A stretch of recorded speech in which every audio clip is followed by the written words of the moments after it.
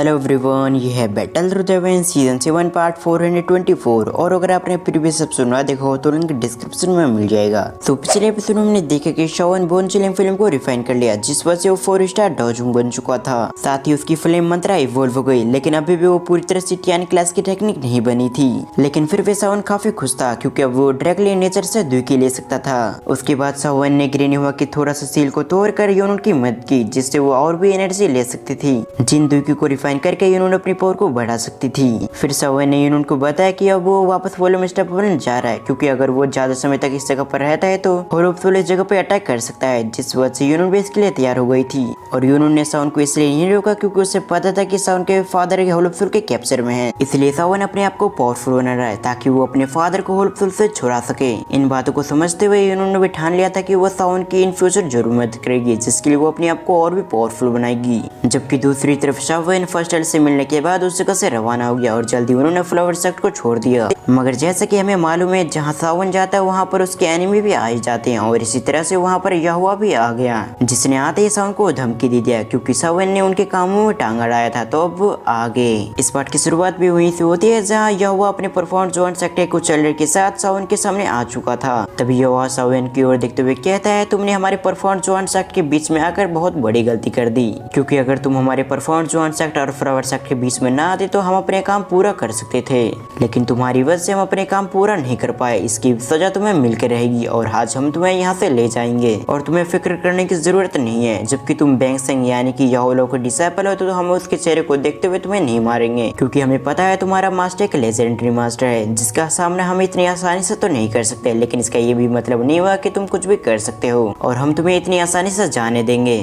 जब यह हुआ शॉवन से ये सब कह रहा था, तब दूसरी तरफ हम शॉवन को देखते हैं जो किसी को ढूंढ रहा था। और जैसे यहोवा ने अपनी बातें कंप्लीट की, उसी समय शॉवन उसकी ओर देखते हुए कहता है, तुम इतने समय से हमारा इंतजार कर रहे थे, और तुम्हें देखने से ऐसा बिल्कुल भी नहीं लग रहा कि तुम मेरा पिछले 1 महीने से यहाँ पर इंतजार कर रहे होंगे। जरूर तुमने हाल ही में इस जगह पे आए हो। इसका यही मतलब हुआ कि हाल ही में तुम्हें किसी ने इन्फॉर्मेशन पहुंचाया है कि मैं फ्लावर सेक्ट से निकल चुका हूँ, और जिस रास्ते से हम फ्लो मिस्टर में वापस लौट रहे थे, तुम्हें किसी ने इन्फॉर्मेशन दिया होगा। और जहाँ तक मैं गेस कर पा रहा हूँ, यहाँ पर तो सिर्फ एक ही स्पाई हो सकती है, वो है परफॉर्मेंस जॉन सेक्ट की एक्टिंग चीफ। ये कहते हुए शॉवन ने एक डायरेक्शन में देखा, और अगली पल उस जगह पे एक फिगर अपेयर हो चुका था। ये फिगर और कोई नहीं बल्कि एक लेडी थी, बल्कि फ्लावर सेक्ट की एक्टिंग चीफ, जो उस जगह पे अपेयर होते हुए कहती है, शॉवन तुम बिल्कुल सही गेस कर रहे हो, मगर इसका कोई भी फायदा नहीं है, क्योंकि आज तुम इस जगह पे मरने वाले हो। क्योंकि अगर तुम मेरे रास्ते में नहीं आते तो मैं काफी आसानी से फ्लावर सेक्ट की चीफ बन सकती थी, लेकिन सिर्फ तुम्हारी वजह से मैं फ्लावर सेक्ट की चीफ नहीं बन पाई। पर मुझे इसकी कोई परवाह नहीं है, क्योंकि तुम्हें मारने के बाद मैं उस यूनियन को भी संभाल लूंगी, जिसके बाद मैं पूरे फ्लावर सेक्ट को पूरी तरह से मैं कंट्रोल करूंगी।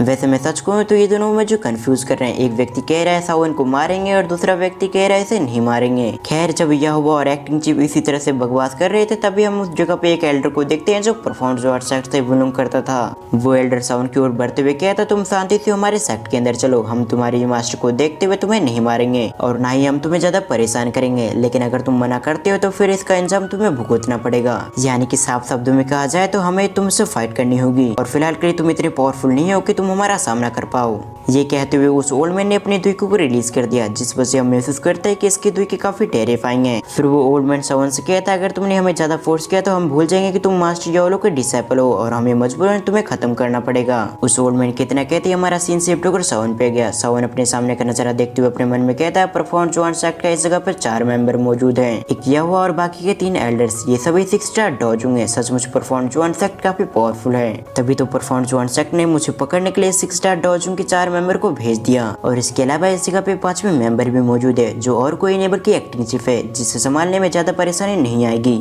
लेकिन इन 4 परफॉर्मेंस जॉन सेक्ट के एक्सपर्ट्स को संभालना थोड़ा सा मुश्किल होगा। तभी हम शॉवन के बाजू में किंगलिंग को देखते हैं, जो शॉवन से सवाल करती है, यंग मास्टर हमें क्या करना चाहिए, क्योंकि ये एक्सपर्ट काफी पावरफुल है। किंगलिंग के सवाल को सुनने के बाद शॉवन के चेहरे पे स्माइल आ चुकी थी। वो उसकी ओर देखते हुए कहता है, हम क्या ही कर सकते हैं, परफॉर्मेंस जॉन सेक्ट काफी पावरफुल है, लेकिन इसके बावजूद परफॉर्मेंस जॉन सेक्ट ने मुझे काफी कम आंक लिया है, जिस वजह से उन्होंने 6 स्टार डॉजुंग के 4 एक्सपर्ट को भेजे हैं। ये चारों चाहकर भी मुझे कैप्चर नहीं कर सकते। दूसरी तरफ यह हुआ शॉवन की बातों को सुनने के बाद काफी गुस्सा हो गया। वो अपने दादू को भेजते हुए कहता है, शॉवन अपनी बकवास बंद करो, तुम्हें लगता है कि तुम्हारे पास एंग्री बुद्धा लोटस है तो हम तुम्हारा कुछ भी नहीं बिगाड़ पाएंगे, लेकिन मैं तुम्हें बता दूं, हम कोई छोटे मोटे एक्सपर्ट नहीं है, इसलिए हम चारों मिलकर तुम्हारे डायरेक्टली बुद्ध लोटो से डील कर लेंगे, साथ ही हम तुम्हें भी कैप्चर करके जाएंगे। और जहाँ तक मुझे पता है तुम्हारे पास सिर्फ एक ही अटैक है जिससे तुम हमारा सामना कर पाओगे, इसके अलावा तुम्हारे पास कोई अटैक नहीं है। और तुम्हारे स्ट्रेंथ को देखते हुए हम चारों एक साथ तुम पर अटैक करें तो तुम अपने आप को बिल्कुल भी नहीं बचा पाओगे। याहुआ की पूरी बात सुनने के बाद सावन के चेहरे पे बड़ी सी स्माइल लगी। वो उसकी ओर देखते हुए कहते हैं ठीक है फिर मैं भी देखता हूँ आखिर तुम मेरा सामना कैसे करते हो, लेकिन मैं तुम्हें बता दूं मेरी थोड़ी सी पावर बढ़ चुकी है। ये कहते हुए सावन ने अपनी एनर्जी को रिलीज कर दिया। जैसे सावन ने अपनी एनर्जी को रिलीज किया उसी समय याहुआ पूरी तरह से शॉक्ड हो गया था। तभी याहुआ अपने मन में कहता ये तो 4 स्टार डॉजिंग की पावर है, आखिर इतनी जल्दी इस लड़की ने ब्रेक थ्रू कैसे कर लिया। वैसे मैं आपको बता दूं एक्टिंग चीफ ने याहुआ को पहले बता दिया था कि सावन ने 4 स्टार डॉजिंग पे ब्रेक थ्रू कर लिया है, लेकिन उस समय याहुआ को यकीन नहीं था कि सावन ने 4 स्टार डॉजिंग पे ब्रेक थ्रू कर लिया और वो भी 1 महीने के अंदर अंदर। लेकिन अपनी आंखों से सावन की पावर को देखने के बाद उसे महसूस हो गया था कि सावन सचमुच 4 स्टार डॉजिंग पे ब्रेक थ्रू कर लिया है। और अगले पल उसके चेहरे पे एक इविल से स्माइल आ गई थी। वो अपने एल्डर की ओर देखते हुए कहता है इस लड़की की टेक्निक सचमुच काफी अजीब है, जिन लेवल को पार करने में लोगों को सालों भर का टाइम लग जाता है इस लड़के ने काफी आसानी से लेवल को पार कर लिया। अब मुझे हर हाल में इस लड़की की टेक्निक चाहिए ताकि उसका इस्तेमाल करते हुए मैं अपनी पावर को और भी इंक्रीज कर पाऊँ। और जिस मेथड का इस्तेमाल करते हुए ये लड़का अपनी प्रैक्टिस को कंटिन्यू रखता है वो टेक्निक मुझे मिल जाती है तो मैं अपने आप को पावरफुल बना सकता हूँ। शायद ऐसा भी हो सकता है कि मैं परफॉर्मेंस जोन सेक्ट का सबसे पावरफुल एक्सपर्ट बन जाऊँ। जो सब सोचते हुए याहुआ तो काफी खुश हो गया था, साथ ही उसके चेहरे पे एक इविल से स्माइल आ गई थी। जब याहुआ ये सब सोच रहा था तब हम याहुआ के बाजू में उसी एल्डर को देखते हैं जिसने कुछ समय पहले सावन को धमकी दिया था। वही पर्सन सावन की ओर देखते हुए कहता है मैंने तुम्हें फाइनल वार्निंग दी थी लेकिन ऐसा लगता है तुम हमारे साथ नहीं जाओगे। मैं तुम्हें आखिरी बार वार्निंग देता हूँ, तुम चुपचाप से हमारे परफॉर्मेंस जोन सेक्ट में चलो, क्योंकि फिलहाल तुम कितनी भी टैलेंटेड हो तुम हमारे सामने सिर्फ 4 स्टार डॉजिंग पे हो और हमारे सामने 4 स्टार डॉजिंग के कोई औकात नहीं है। जिस पर सावन इसकी बातों को जवाब देते हुए कहता है मैं इतनी आसानी से तुम्हारी बात नहीं मानूंगा, तो क्यों ना हम थोड़ी सी फाइट कर लें। सावन का ना सुनने के बाद उस एल्डर को काफी ज्यादा गुस्सा आ गया था। वो याहुआ और बाकी एल्डर से कहता चलो हम एक साथ इस लड़के पे अटैक करते हैं, जिसके बाद ये लड़का किसी भी तरह से एस्केप नहीं कर पाएगा। ये सुनने के बाद बाकी लोग नोट करते हैं, खासकर याहुआ, क्योंकि उसने 1 महीने पहले सावन से बैटल कर रखा था। उसे पता था कि सावन का लेवल भले ही कम हो लेकिन उसके बावजूद काफी खतरनाक है और अगर अभी याहुआ अकेला होता तो वो बिल्कुल भी सावन से पंगे नहीं लेता, यहाँ तक कि वो सावन से एक शब्द भी नहीं कहता। क्योंकि जब फ्लावर सेक्ट के अंदर याहुआ और सावन की फाइट हुई थी तब उस समय सावन 2 स्टार डॉजिंग पे था, लेकिन इसके बावजूद सावन ने याहुआ की कंडीशन काफी बिगाड़ दी थी। और अभी करंट टाइम में सावन की पावर काफी बढ़ चुकी थी जिसका सामना याहुआ बिल्कुल भी नहीं कर सकता था। जब याहुआ और परफॉर्मेंस जोन सेक्ट के बाकी एल्डर लड़ने के लिए तैयार हो रहे थे तब दूसरी तरफ हम किंगलिंग को देखते हैं जिसका एक्सप्रेशन भी पूरी तरह से सीरियस हो गया था। तभी किंगलिंग सामने की ओर देखते हुए अपने मन में कहती है अभी फिलहाल के लिए हमारे एनिमी काफी ज्यादा है और साथ ही हमारे सपोर्ट करने वाले काफी कम है, इसीलिए मुझे बिल्कुल चौकन्ना रहना होगा, मुझे बिल्कुल भी केयरलेस नहीं होना।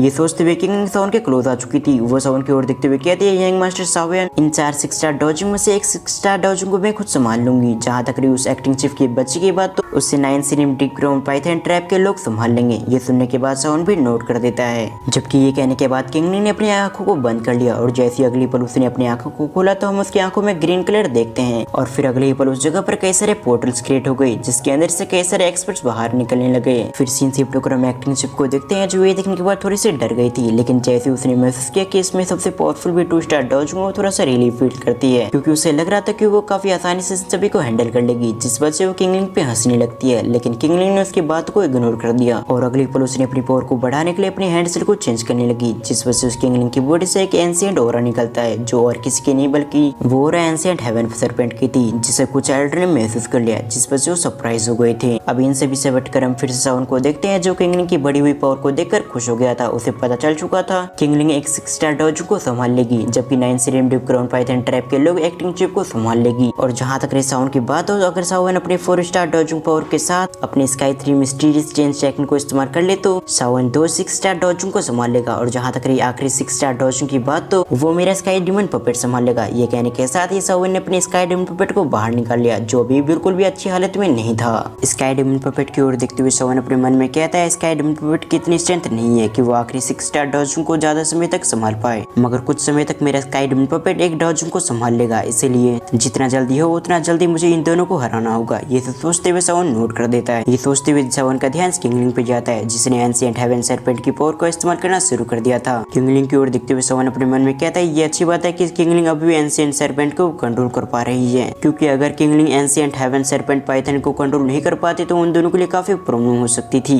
तभी किंगलिंग कहती है यंग मास्टर सावन सबसे पहले मैं अटैक करने के लिए जाती हूँ। ये कहने के साथ ही किंगलिंग ने एक 6 स्टार डॉजिंग पे अटैक कर दिया। सीन शिफ्ट होकर हम परफॉर्मेंस जोन सेक्ट के चारों मेंबर को देखते हैं जिनके एक्सप्रेशन चेंज हो गए थे। तभी उनके ग्रुप ग्रुप का लीडर कहता है फोर्थ एल्डर इस लड़की को मैं तुम पे छोड़ रहा हूँ क्योंकि ये लड़की काफी पावरफुल है, इसलिए हो सके तो इस लड़की को बिल्कुल भी हल्के में मत लेना। जिस पर दूसरा व्यक्ति कहता है ठीक है। ये कहने के साथ ही फोर्थ एल्डर उस जगह से डिसअपीयर हो गया और अगली पर किंगनी के सामने आ चुका था, जिसने आते किंगनी पे अटैक कर दिया। जबकि दूसरा 6 स्टार डॉजिंग एक्सपर्ट एक्साई डेमन पपेट से लड़ने के लिए चला गया था और अब इस जगह पर 2 6 स्टार डॉजिंग बचे थे। पहला 6 स्टार डॉजिंग यह हुआ था और दूसरा इस ग्रुप का लीडर था। उन दोनों ने डायरेक्ट सावन पे अटैक करने के लिए सावन को घेर लिया और अगले पल उन्होंने अपनी पावर को रिलीज करना शुरू कर दिया। मगर ये देखने के बावजूद सावन ज्यादा परेशान नहीं हुआ और अगले पल उसने अपने स्काई 3 मिस्ट्रीज चेंज टेक्निक को इस्तेमाल करना शुरू कर दिया। फर्स्ट चेंज, सेकंड चेंज और थर्ड चेंज। उसकी इतना कहती उस जगह पर काफी एनर्जी इकट्ठा होने लगी जो सीधे सावन के बॉडी के अंदर जा रही थी, जिस वजह से सावन की बॉडी से कुछ पर्पल कलर के क्रिस्टल निकलते हैं। दूसरी तरफ हम याहुआ के लीडर को देखते हैं जो अपने मन में कहता है ये तो बर्निंग फ्लेम वाली की टेक्निक है, आखिर ये लड़के के पास कैसे आया। मगर इसके बावजूद ये टेक्निक कुछ ही समय तक वर्क करेगी। अभी फिलहाल के लिए ये लड़का भी 6 स्टार डॉजिंग में पहुंच चुका है। ये सोचते हुए वो लीडर याहुआ से कहता है ये टेक्निक कुछ ही समय तक वर्क करेगी, जैसी सावन की एनर्जी खत्म होती है तो ये टेक्निक भी अपने आप खत्म हो जाएगी। इसलिए हम दोनों को अपनी फुल पावर के साथ इस लड़के पे अटैक करना होगा ताकि इस लड़की की एनर्जी जल्द से जल्द खत्म हो जाए। ये सुनने के साथ ही याहुआ नोट करता है और अगले पल उसने अपने फैन से सावन पे अटैक कर दिया, जिस सीन को दिखाते हुए हमारा ये एपिसोड यहीं पर एंड होता है। आपको आज के एक्सप्लेनेशन कैसे लगे आप मुझे कमेंट करके जरूर बताएं और इस वीडियो को लाइक टारगेट मैं रखता हूँ 900। मैं उम्मीद करता हूँ कि आप इसे कंप्लीट करेंगे। साथ ही वीडियो को फुल वॉच करने के लिए थैंक्स फॉर वॉचिंग और बाय।